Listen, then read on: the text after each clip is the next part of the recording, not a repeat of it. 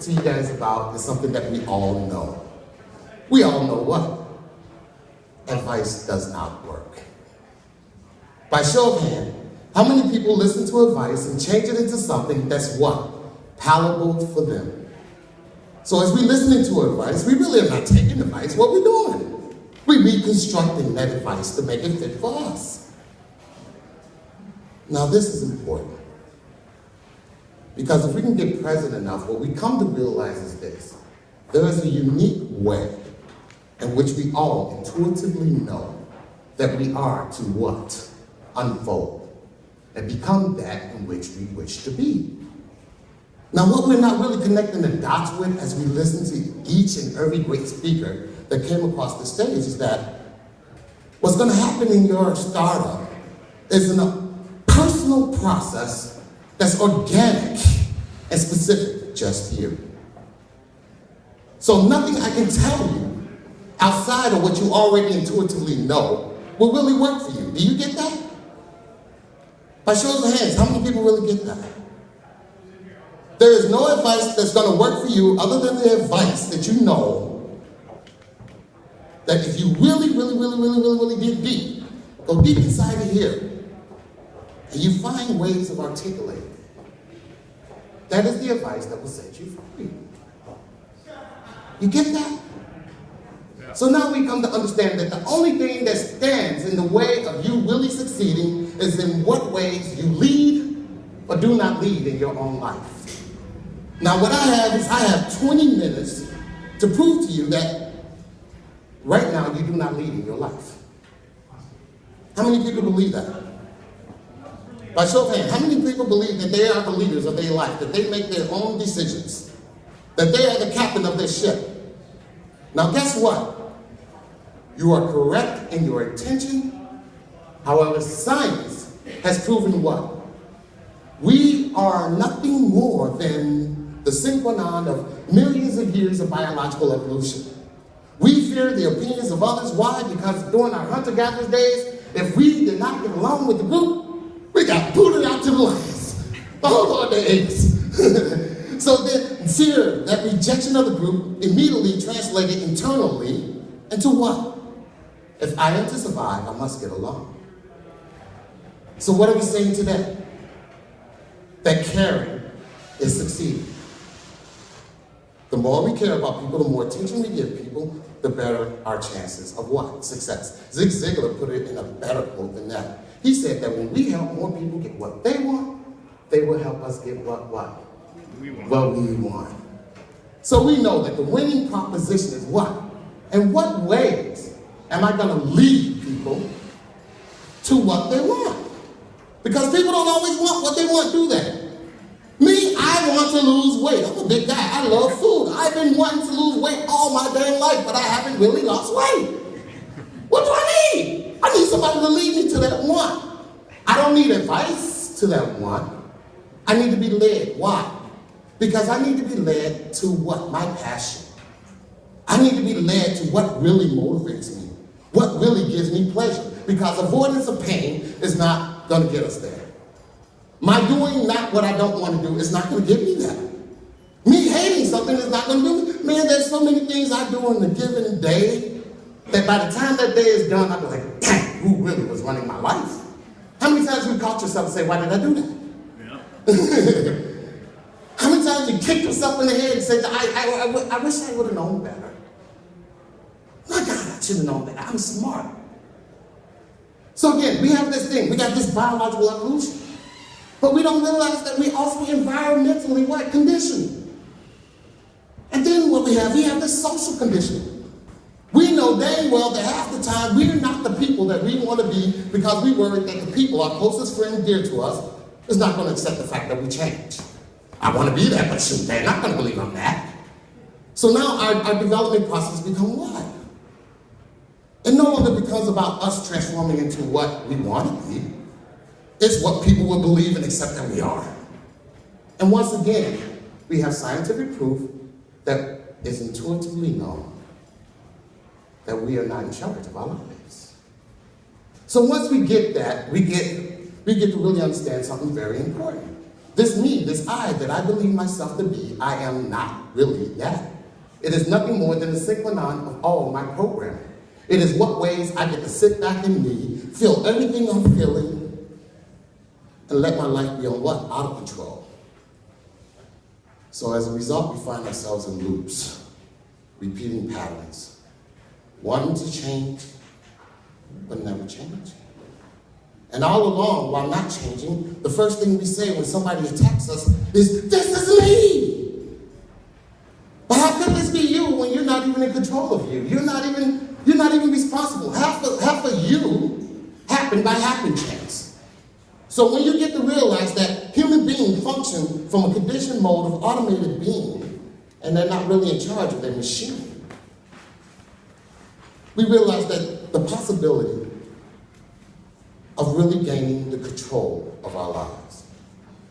We realize there's a possibility in which we can really be free. So we come to understand that there's some keys to being an effective leader in our lives.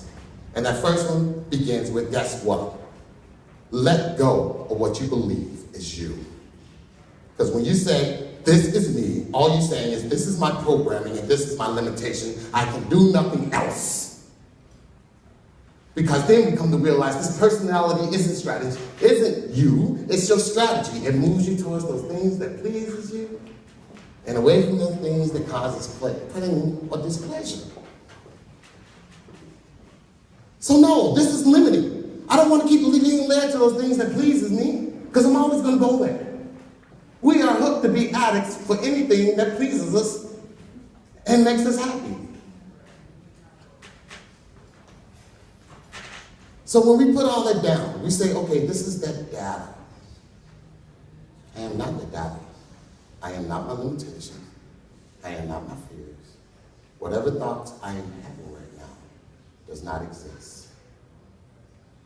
As soon as I put that down, I get present. As soon as I get present, I find new room to breathe. Do this with me. This is not an intellectual conversation. I do not believe in advice. But if you allow me to engage with you in a reciprocal conversation, I can guide you to understand some things, which is, as soon as I hold my personality as an idea object, I can put my personality down. No one here knows about you. No one here knows your intimate secrets. No one knows about your anxiety. No one knows about the fears of your startup. No one knows you're lying about lying. You know, you can put that down. Take it back to basics. Start reading. Get here. Now with this clarity, what you begin to understand is this: I can design me. All this time of our process of becoming is always in fighting this machinery, this programming, this stuff that is a force of the nature of its own. Because the self we believe ourselves to be is nothing more than what? Primitive instinctual responses and socially conditioned biases. But as soon as we place it down, we get clarity. And when we get clarity, we begin to engage in real power. And what is real power? Presence. And why is real power presence? Because we're living in an attention economy, and everyone in the world is screaming, "Attention, please." And as soon as I give you attention, trust me, I'm doing two things. I'm substantiating and validating you. And that's what we don't realize in this attention economy. What really drives this attention economy? What drives the attention economy is that attention is a form of psychological nutrition in which we use to what? Substantiate and validate who we are. Do we get that, guys? Yes.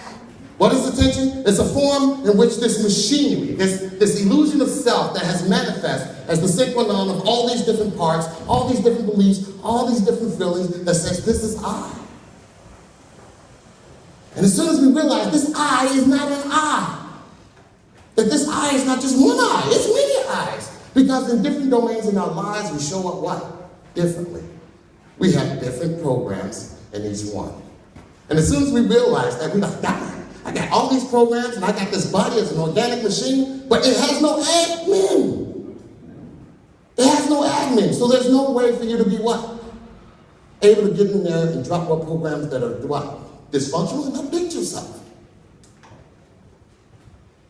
We come to understand that the real disrupt we're experiencing right now in society stems from in what ways technology far outpaces what?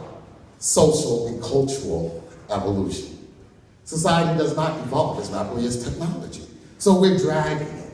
And what we're hearing from every tech startup CEO is in what ways we're all trying to figure out how to build the new world that technology is unlocking. How do we unlock an interconnected world where your brand is the value of your life? How do we engage in what Mr. Fuller said, getting rid of the capricious notion that everybody needs to perform some form of drudgery?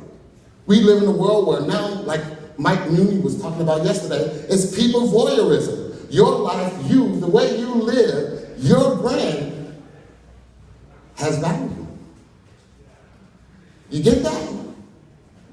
And the value of that brand allows you to say to the world, for all those that believe as I do, here's where you have a home. You get that? That changes the whole world of startups, doesn't it? Now my startup isn't really a business. My startup is the church of me. You get it? And my startup will only be as flexible as I am. And unless I have some core concepts, some core understanding of the basic philosophy of me, I will never be able to put me down enough to be present enough to be valuable for anyone because I'm not really paying attention. Because when we're in our machinery, what is it? We have this always listening going on. We don't really listen, we listen to tailor things. We don't really connect because we already got this thinking going on, so as soon as that person done talking, you can come up and respond with that good idea that you have. You get that?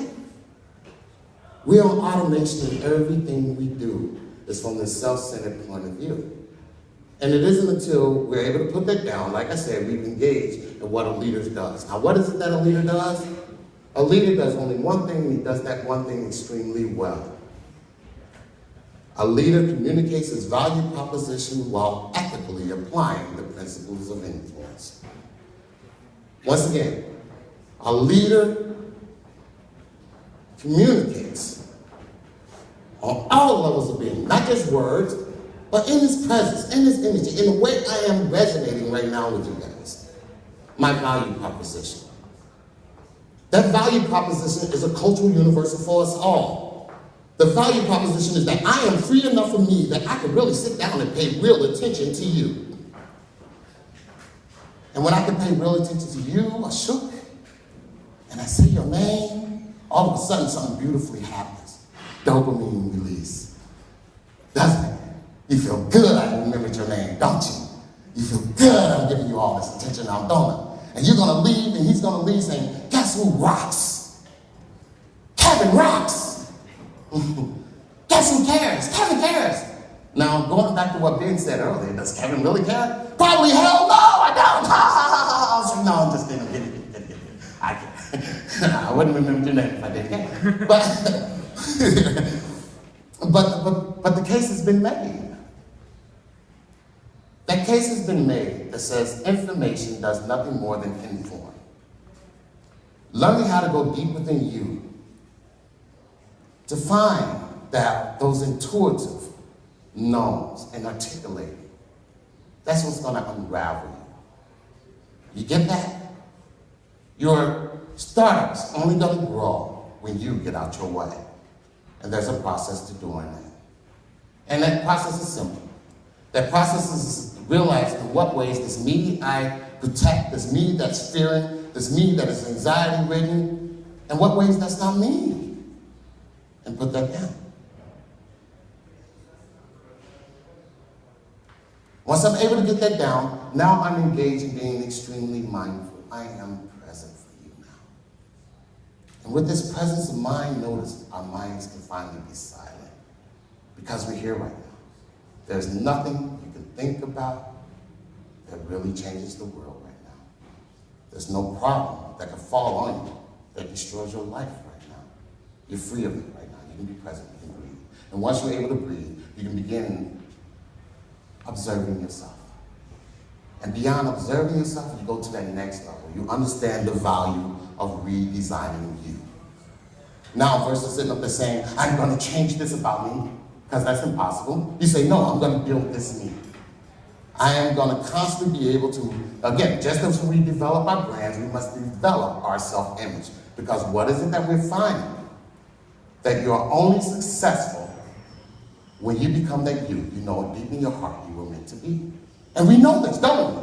How many people don't ever engage with the thought that says, as soon as I get my stuff together, as soon as I get my stuff together and align the way I need to align, I can do anything I can put my mind to, and I really don't need nobody. Self-efficacy comes after you develop the ability to be mindful. And believe it or not, you need no other success keys than this. I am not me, first success key. When you're not me, you're not limited by you.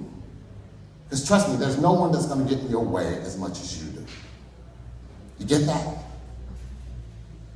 And we know this to be true. Am I giving advice or am I just confirming things? I'm confirming things, aren't I? See, having your truths confirmed is a beautiful thing because it lets you know that you're not crazy.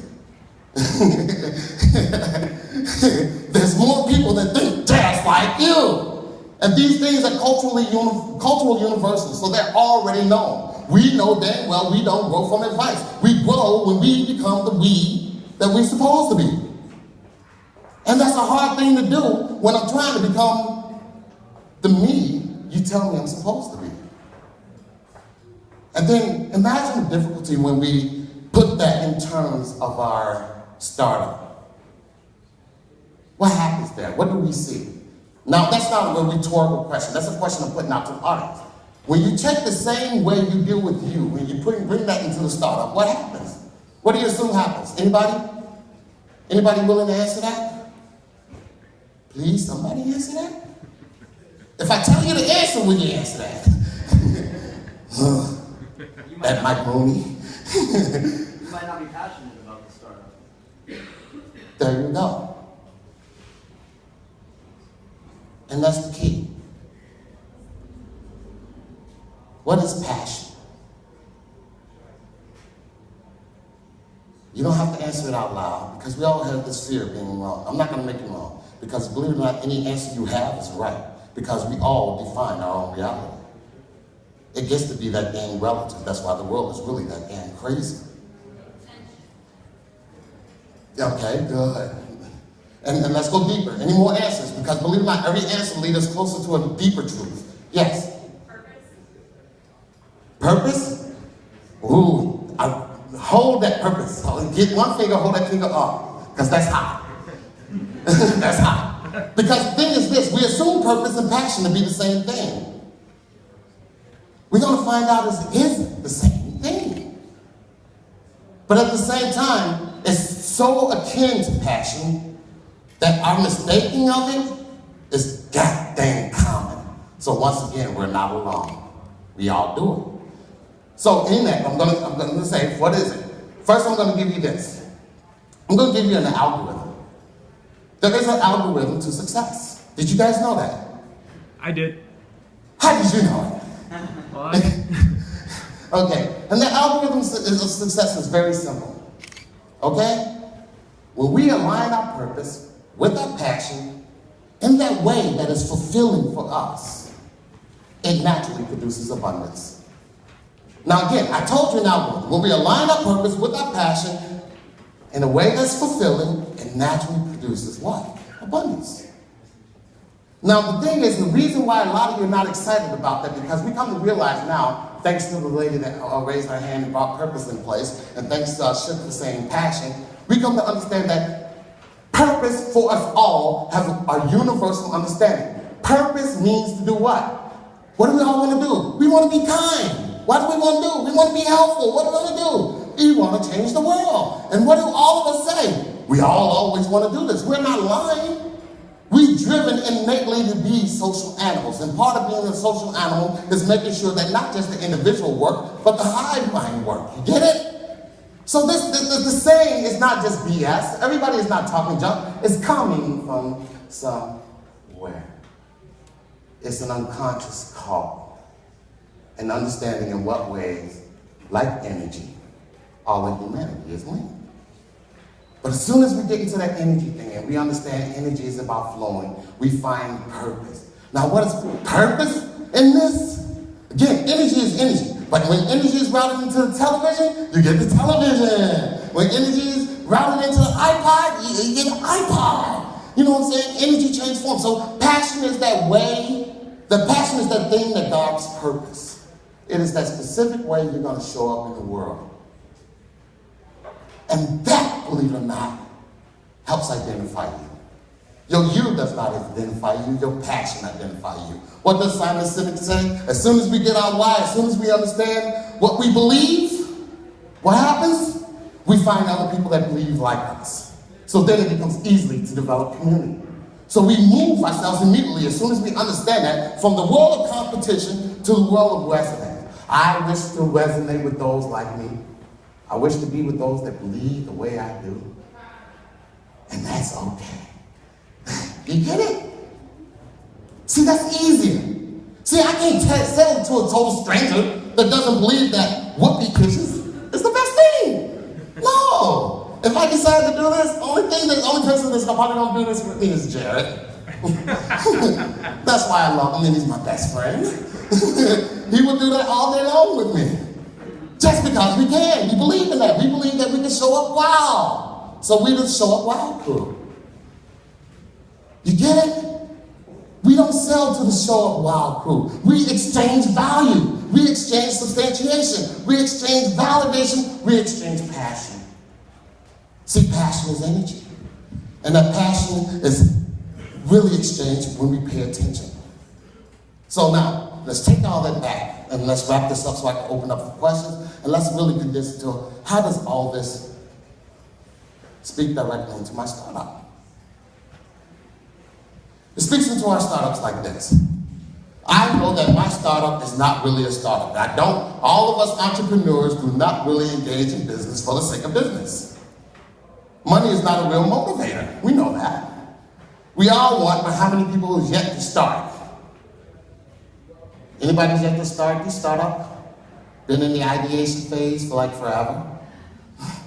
Constantly muling and milking that idea until it's divine. Oh, we are not at the stage? Okay, I'm by myself. I'm totally cool with being by myself. But we understand though, again, our startups get to be what? Our temple of transformation. So whatever transformation we need to do, we're gonna have to do that within our startup. If we can't get along with people and we haven't worked on ourselves so that we can be present and be with people, we're not gonna be with the people with our startups. Everything will have to be forced. So our startup will always only be as good as we are what? Masterful of ourselves. So what is the best way to ensure that your startup succeed? Get you the hell out of the way, because all this advice people are giving about be humble, be open, be flexible, be ready to pivot. Drop your expectation. Get rid of your assumption. Stop playing the VC money game. Get back to basics. Build a business first. Harmonize with your people. Show you got traction. And then, if you're not making enough money, get a VC to get that extra pump you need. Because again, you forget, money does not enable or build the business. Money supplies energy to our business to do the work that we need to work to amplify what? Our volume, our voice. But think, what can money amplify if you don't have your signature voice? If you're not really the you and you're not really leading your life? It means nothing. With that said, I want to open this up to questions. Anyone have any questions? We're going to have time. We only have time for about one question, and then we can talk to Kevin. He's going to be around at the after party. Yeah. One question. We got it. Okay, I can answer one question. One good question. Who's got one good question? Nobody got a question? We got one from Jared. Okay, I've got one there. Your name, man? Put you on the spot. Yeah. One good question. Okay, go. What's step one? What's step one? Step one is get mindful. Stop owning you. That's step one. Step two, be deliberate in designing your you. We all know the you that we wish to be, but we never write this you down. We never introduce ourselves to this you, do we? Because we're always too busy trying to change those aspects of ourselves that we don't wish to be. I'm here saying that you can't change that. If personality is nothing more than strategy, if you have not developed a new you, you're going to always default back to what? The strategy you know best. And that's why we don't change. So again, that's step 1, don't own you. 2, get mindful. 3, design the real you. That's the 3-step ladder. In that, you move from belief, faith, to fruition. I am that in which I wish to be. Now you can succeed. Very good. Thank you, guys. Thank you so much, Kevin. Thank you, man. That was awesome. Thank you. That's awesome. Great passion. Appreciate it. Oh, you're welcome.